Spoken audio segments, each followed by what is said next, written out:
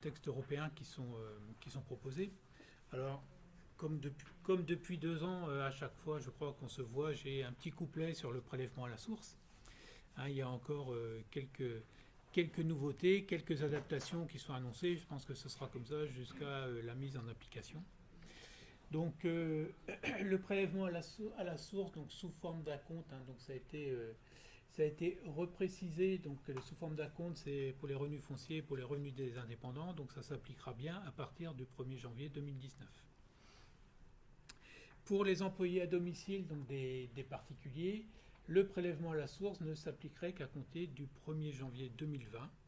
Donc ça ne concerne par contre que les particuliers qui ont directement la qualité d'employeur, c'est-à-dire le particulier qui emploie directement un employé à domicile, une femme de ménage par exemple. Ça ne concerne pas les particuliers qui passent par un organisme type ADMR ou association autre, hein, qui pour eux le prélèvement à la source s'appliquera directement dès le 1er janvier 2019. C'est uniquement les particuliers employeurs, donc, et notamment tous ceux qui passent par le TSE, c'est ça, par le non, le chèque emploi à domicile, pour lesquels l'URSSAF n'est pas prête pour les prélèvements à la source. Par contre, se posait un problème pour ces employés avec le risque de paiement d'impôts en 2020 sur les revenus de 2019 et sur les revenus de 2020. Donc pour éviter une double imposition, il y a un acompte qui sera versé en mois de septembre 2019 sur les revenus de 2019.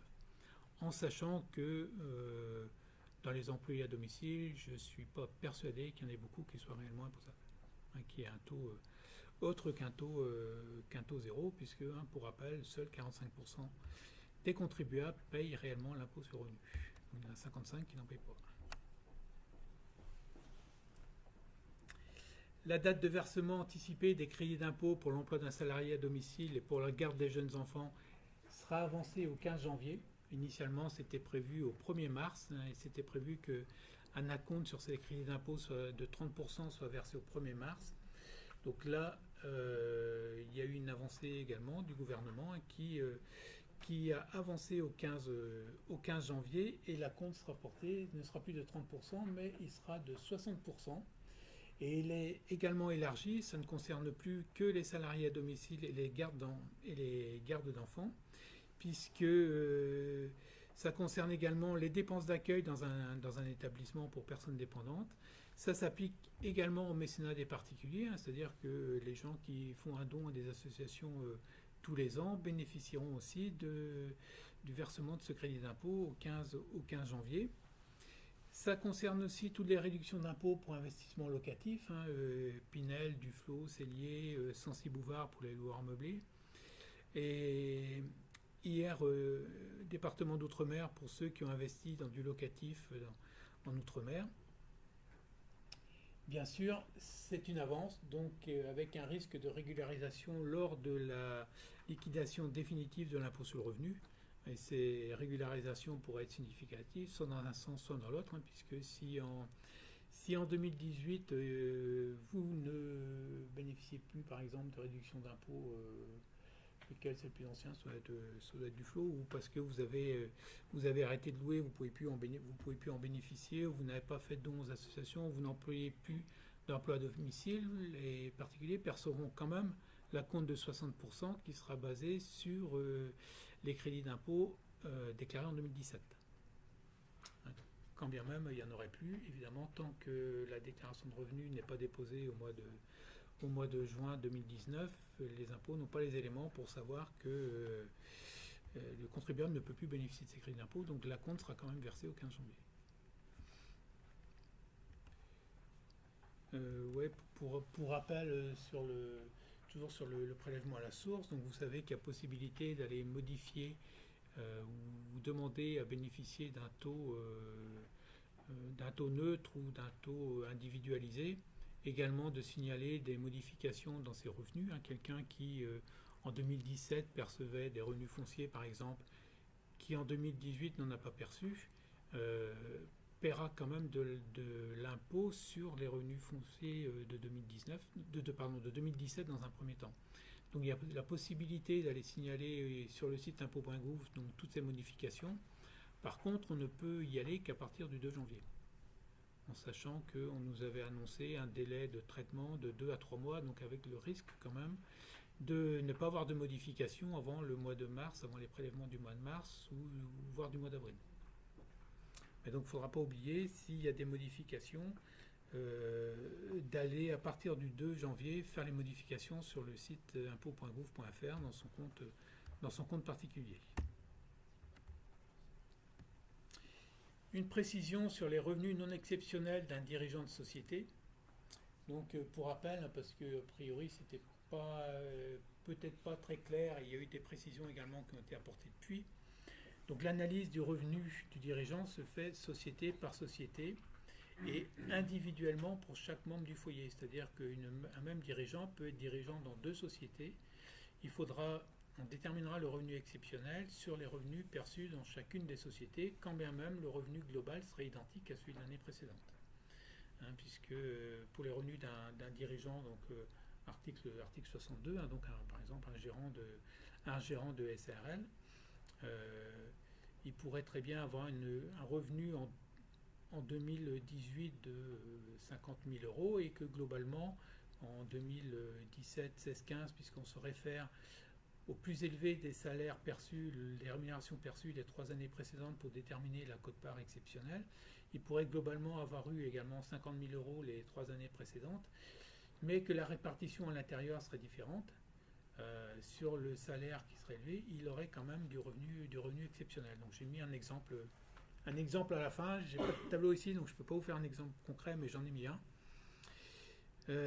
Pour les rémunérations versées par une société contrôlée, et donc on nous rappelle ce que c'est que la notion de contrôle d'une société. Donc pour un contribuable en 2018, contrôle la société s'il détient bien sûr la majorité des droits de vote ou des droits dans les bénéfices de la société.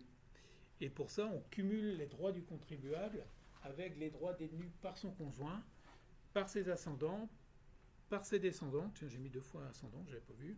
Donc c'est ascendant, descendant et par ses frères et sœurs. Donc on va quand même relativement loin pour voir s'il détient le pouvoir ou pas. Donc on prend le contribuable, son conjoint, ses parents,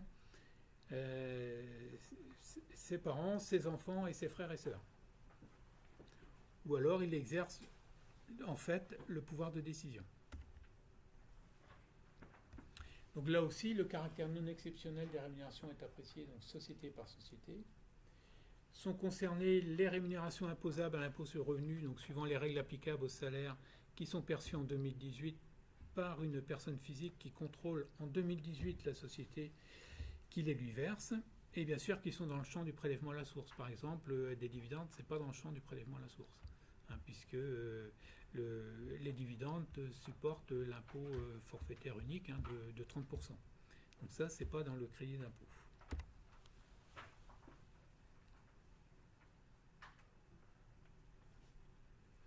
Donc on ne prend pas en compte les revenus exceptionnels qui n'ouvrent pas le droit au CIMR. Donc pour plus de précision sur les revenus exceptionnels, donc il y a un BOI qui est sorti, j'ai mis la référence là. Donc moralité, pour éviter toutes les déconvenues, ça concerne notamment les primes que pourraient s'attribuer les dirigeants de société, qui n'ont pas un régime de salarié ou assimilés à un régime de salarié. Il ne faut surtout pas, si on verse une prime, la qualifier d'exceptionnelle, puisque si vous-même vous qualifiez dans un PV d'Assemblée Générale que vous versez une prime exceptionnelle, vous ne pourrez pas aller ensuite dire aux impôts non, ma prime elle n'est pas exceptionnelle, vous l'aurez écrit. Donc il ne faut surtout pas l'appeler exceptionnelle si vous versez une prime, puisque dans ce cas-là, elle sera imposée, mais en totalité. Et pas seulement pour la quote-part supplémentaire. Donc il faudrait plutôt que de faire un PV qui attribue des primes. Alors on n'est pas encore au 31 décembre, donc pour les salaires, pour les rémunérations de 2018, éventuellement on peut encore rattraper le coup en faisant une modification ou en refaisant carrément les PV de rémunération, en s'attribuant plutôt une rémunération globale qui intègre le tout sans parler de primes, y compris pour des primes habituelles. C'est-à-dire que si le dirigeant se verse à l'année une rémunération de 50 000 euros et que à la fin de l'année, parce que le bilan était bon, il s'accorde, dire entre guillemets, une prime de 10 000 euros, il faudra de manière rétroactive, je vous conseille de faire un PV d'Assemblée Générale qui décide d'un revenu global de l'année de 60 000 euros pour éviter une qualification de prime exceptionnelle. Parce que dans l'exemple, vous allez voir, hein, donc, comme je vous l'ai dit tout à l'heure, donc on regarde société par société. Vous voyez ici un contribuable en 2018, il a perçu 70 000 euros de rémunération, donc c'est supérieur à la plus forte des 3 années précédentes qui est de 55 000 euros.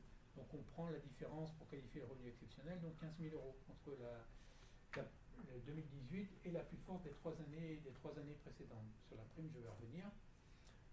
Il perçoit d'une société B, en 2018, il a perçu une rémunération de 15 000 euros, alors que sur les années précédentes, il percevait 25 000 euros. Donc son revenu de 2018 est inférieur au revenu de 2017.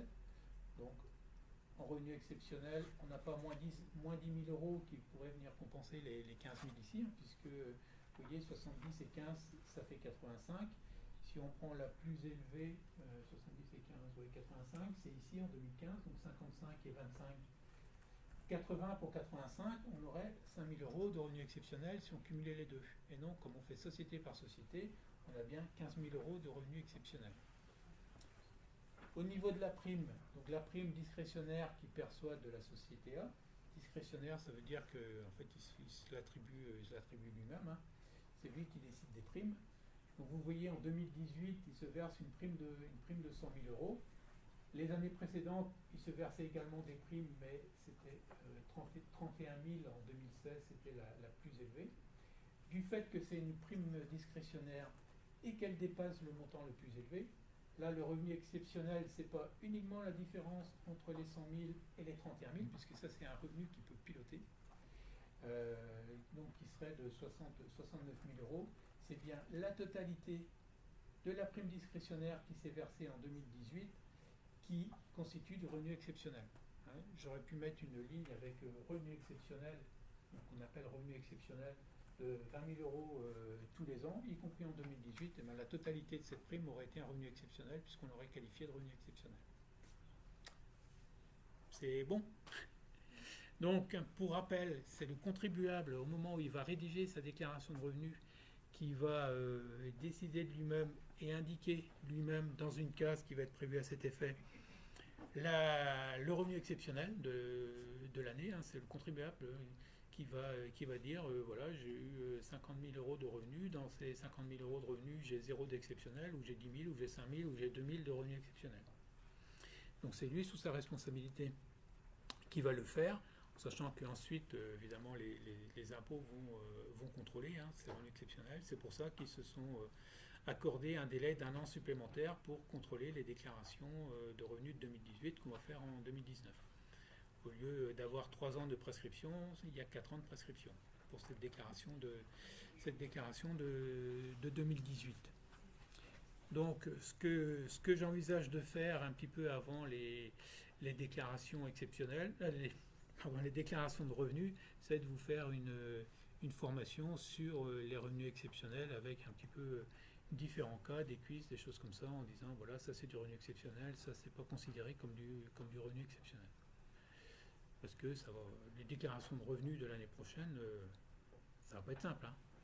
On va quasiment doubler le nombre de lignes, puisque pour chaque type de revenu, il faudra on aura une case pour mettre ce qui est du revenu normal, on va dire, et une case pour mettre ce qui est considéré comme du revenu exceptionnel.